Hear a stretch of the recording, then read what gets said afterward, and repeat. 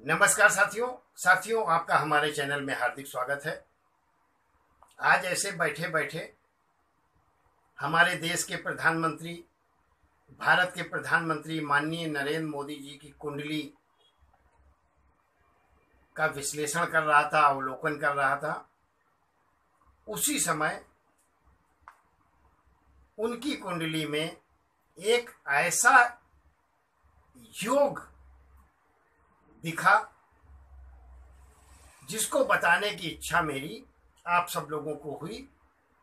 इस वीडियो का उद्देश्य सिर्फ मेरा इतना है कि वो योग यदि वास्तव में घटित होता है तो निश्चित मान लें, जो आज मैं ये कुंडली श्री नरेंद्र मोदी जी की बताने जा रहा हूं वो बिल्कुल सटीक है, क्योंकि अभी तक जो कुछ भी उनके जीवन में घटा है वो इस कुंडली के ही आधार पर हुआ है। और जो आज मैंने एक योग देखा, चमत्कारिक योग है, और ऐसा योग महापुरुषों में हुआ करता है। ऐसे योग ईश्वरी शक्ति जिन्हें प्रदान होती है उनको, उनकी कुंडली में होता है, उनको ही प्राप्त होता है। साधारण व्यक्ति को ऐसे योग नहीं मिला करते। तो इसलिए वो क्या योग है, इस उद्देश्य को लेकर मैं आपके सामने वीडियो प्रस्तुत कर रहा हूँ। वीडियो को अंत तक देखें। यदि अभी तक आपने हमारा चैनल सब्सक्राइब नहीं किया, सबसे पहले निवेदन है, विनती है कि चैनल को सब्सक्राइब करें, वीडियो को शेयर करें, जिससे ज़्यादा से ज़्यादा लोगों को हमारी वीडियो का लाभ प्राप्त हो। साथियों, यह तो बात सबको मालूम है, मोदी जी कोई बहुत बड़े राज घराने से नहीं हैं। मोदी जी के बारे में बच्चा बच्चा आज जानता है। हर घर हर हर मोदी, हर घर हर हर मोदी, हर घर मोदी, एक नारा जो दिया वो शायद आगे आने वाले समय में भी रुकने वाला नहीं। ईश्वरी शक्ति श्री नरेंद्र मोदी जी को प्राप्त है। वो आज जो मैं योग देख रहा था उनकी कुंडली में, उससे बिल्कुल सटीक साबित होता है, क्योंकि अभी तक की जो स्थितियां हैं वो उसी ग्रह और गोचर और महादशा के आधार पर हैं। और यदि यह योग भी सटीक बैठता है तो फिर समझो मजा आ गया। क्या है, जरूर इस वीडियो को पूरा देखें। उस योग के बारे में जबरदस्त है, मजा आ जाएगा। साथियों, श्री नरेंद्र मोदी जी का जन्म 17 सितंबर 1950 को वडनगर, गुजरात में हुआ। प्रातःकाल 11 बजे। इस हिसाब से देखें तो वृश्चिक लग्न का जन्म उनका बनता है, और वृश्चिक राशि आती है क्योंकि चंद्रमा भी उस दिन वृश्चिक राशि में था। जीवन में शनि की महादशा प्रारंभ में होने की वजह से जीवन बहुत संघर्ष और कठिनाई से गुजरा, क्योंकि जैसा पहले बताया कोई बहुत बड़े घर से, बहुत बड़े राजघराने से नहीं थे। माँ, जैसा कि आपको भी ये सारी बातें पता है, बहुत गरीबी से गुजारा परिवार का चलता था। ऐसे में यह सब शनि की महादशा की वजह से उनके जीवन में घटनाक्रम रहा। शनि की महादशा में, चूंकि शनि 10वें भाव में सिंह राशि में बैठे हैं कुंडली में शुक्र के साथ, और शुक्र सप्तमेश है, शनि के साथ बैठा है, इसलिए वैवाहिक जीवन में एकता नहीं, विघटन करता है। वही शनि की जो है 10वीं दृष्टि सप्तम भाव में होने के कारण, क्योंकि सप्तमेश शुक्र 10वें भाव में शनि के साथ बैठे हैं, और वहीं शनि की 10वीं दृष्टि विवाह के स्थान पर होने की वजह से वैवाहिक जीवन का सुख नहीं मिला। यह बात तो सभी को मालूम है। शनि के बाद फिर चूंकि शनि का काम है एकांत वैराग में ले जाना, तो उस समय यह एक सिद्धि तपस्या ऐसी भावनाओं को लेकर हिमालय की ओर प्रस्थान कर गए। अब बुद्ध की महादशा जब शुरू हुई, क्योंकि बुद्ध जो है वो इनके 11वें भाव में स्वयं की राशि में कर्मेश सूर्य के साथ और बैठे हैं केतु बरोबर। जब बुद्ध की महादशा शुरुआत हुई तो इन्होंने सामाजिक राजनीतिक जीवन में पदार्पण किया।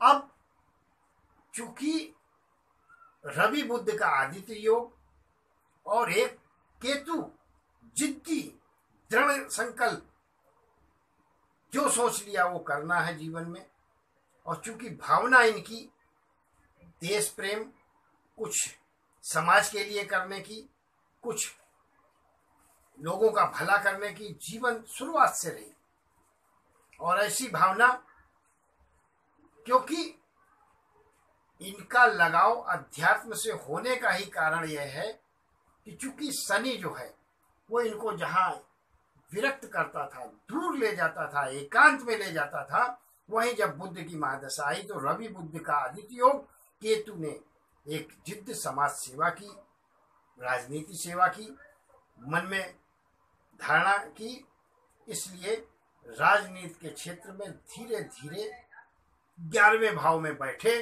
केतु रवि बुद्ध, क्योंकि शुभ फलदायी हुए और आगे बढ़ाते रहे। वहीं जब राजनीति क्षेत्र में कामयाब हुए, वहीं जब सूर्य की महादशा 2005 में से लेकर 2011 तक रही तो राष्ट्रीय स्तर पर माननीय नरेंद्र मोदी जी की पहचान बनी।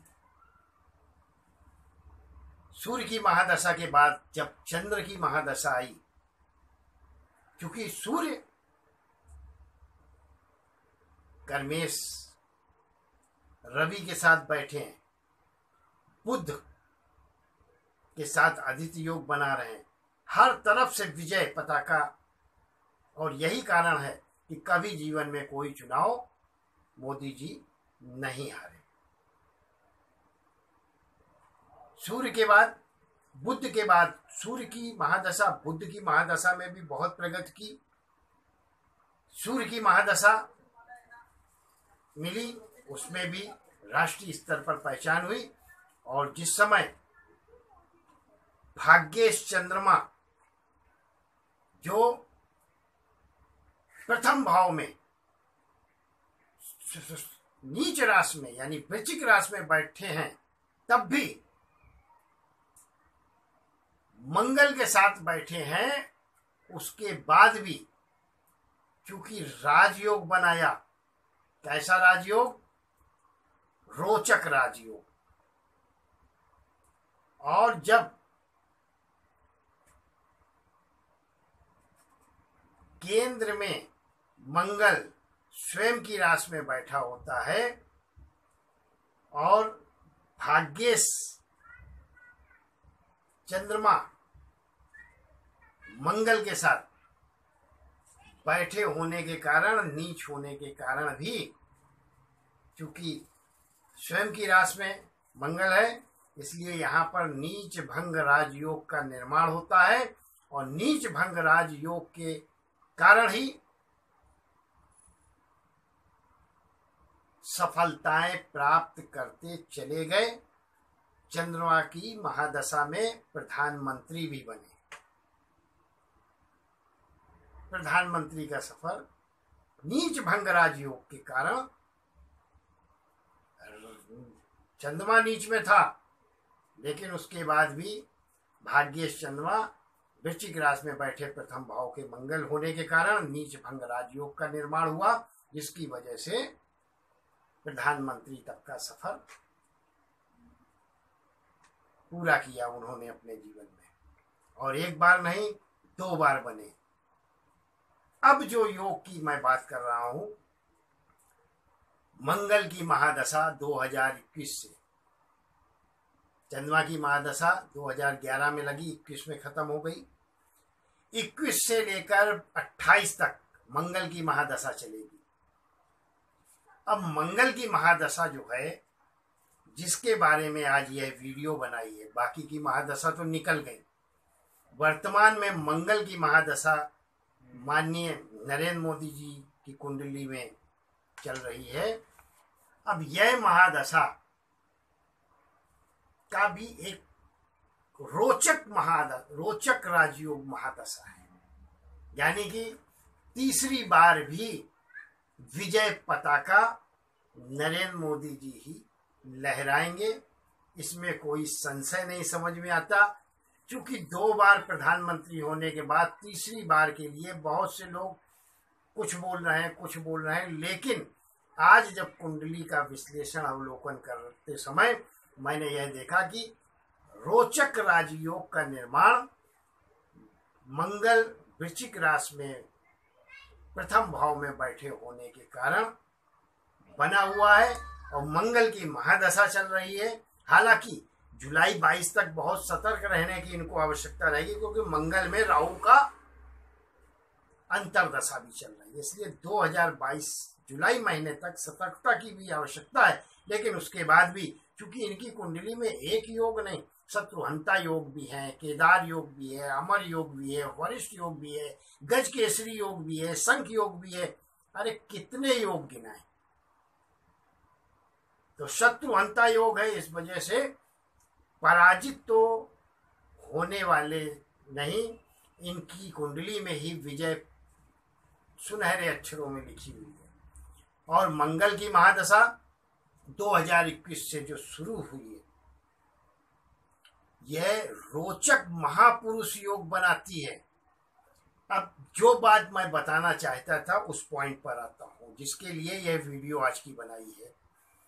और यह रोचक महापुरुष योग ही 21 से 28 तक नरेंद्र मोदी जी भारत को विश्व गुरु, जैसा कि तमाम भविष्यवक्ताओं ने घोषणाएं की हैं, भारत को विश्व गुरु बनाएंगे और एक सुप्रीम पावर भारत 2028 तक बनेगा, और वो भी माननीय नरेंद्र मोदी जी के नेतृत्व में। और उसके बाद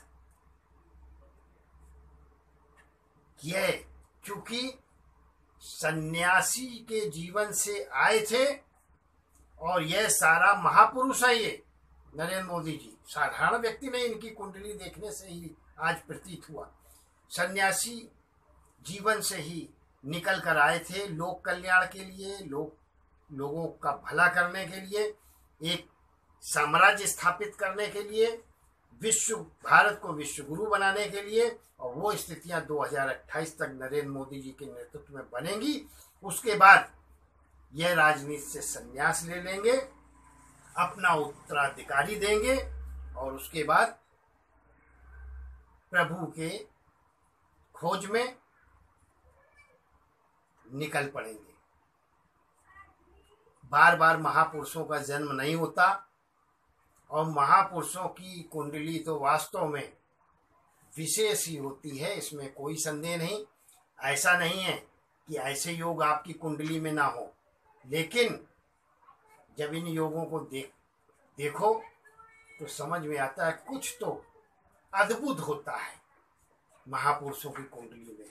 वास्तव में नरेंद्र मोदी जी की जो जन्म कुंडली है, ग्रहों की स्थितियां हैं, महादशा जो गुजर चुकी है, सटीक भविष्यवाणी है। अगर यह मंगल की महादशा में भी ऐसा ही घटित होता है तो 2028 में नरेंद्र मोदी जी के नेतृत्व में भारत विश्व गुरु बनेगा, सबसे बड़ी विश्व की ताकत बनेगा, इसमें कोई संदेह नहीं। और उसके बाद मंगल की ही महादशा में नरेंद्र मोदी जी खुद एक उत्तराधिकारी अपने ही जैसा भारत के कल्याण के लिए, लोक कल्याण के लिए और धर्म की रक्षा के लिए, विश्व के कल्याण के लिए, विश्व की रक्षा के लिए अपना एक उत्तराधिकारी भी देंगे। और उसके बाद संन्यास उस ईश्वर से की खोज में निकल पड़ेंगे। वीडियो पसंद आई हो तो शेयर जरूर करें, चैनल को सब्सक्राइब जरूर करें। बहुत बहुत आभार, बहुत बहुत धन्यवाद। और मैं तो बहुत धनी हूँ, जो धन्य हूँ जो हमारे देश के प्रधानमंत्री वास्तव में इतने व्यक्तित्व के धनी हैं। साथ ही साथ वास्तव में आज बोलना पड़ेगा कि मोदी जी पुरुष ही नहीं महापुरुष हैं। वीडियो पसंद आई हो तो शेयर जरूर करें, चैनल को सब्सक्राइब जरूर करें।